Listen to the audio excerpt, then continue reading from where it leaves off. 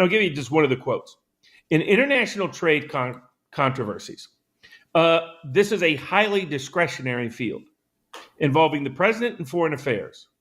Every court and its predecessors, quote, have reiterated the very, very limited role of reviewing courts.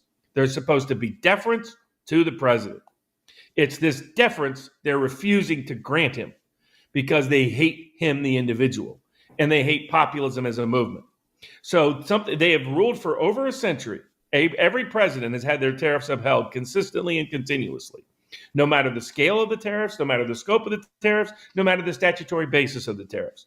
This court's action is rogue and wayward and completely contrary to our precedent, the plain language of the law, and the Constitution's giving legislative grace in this precise field in these overlapping areas of impost and foreign affairs to the president, as Congress has chosen to do so in multiple cases, in multiple contexts, all affirmed. So there's unfair. Here's the thing. As soon as that order was issued, first of all, a bunch of the tariffs were issued under other laws anyway. So the court's order was incorrectly portrayed by the media as, like Kalshi, the famous betting exchange, completely got wrong. That they said, Trump's tariffs are now invalidated and revoked by a final binding order. So people who had bet that the tariffs would stay in place were losing their bets because Kalshi was mistaken. Whoever was making that judgment had made a mistaken judgment for two reasons. One, that order wasn't a binding order because it was reversed by the Court of Appeals almost immediately. But secondly, the court's order only applied to some of the tariffs, not all of the tariffs.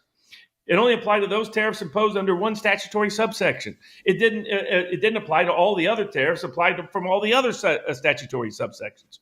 So, Kalshi got that wrong. I hope they fix it and correct it. They've normally been really, really good, much better than Polymarket at these things. But when there's national security at issue, when unfair trade is at issue, when there's an injury to domestic injury, then he already has the power. He can institute it that way. So he doesn't have to go through the Emergency Powers Act anyway. He can always he just wanted as broad authority and as broad negotiating leverage as he could get. And so he went with the emergency law.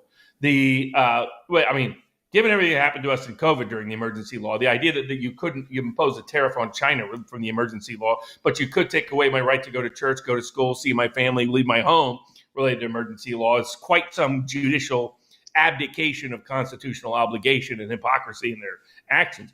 But the Trump tariffs will stay in place in one way, shape, or form, and he will likely win, more likely than not.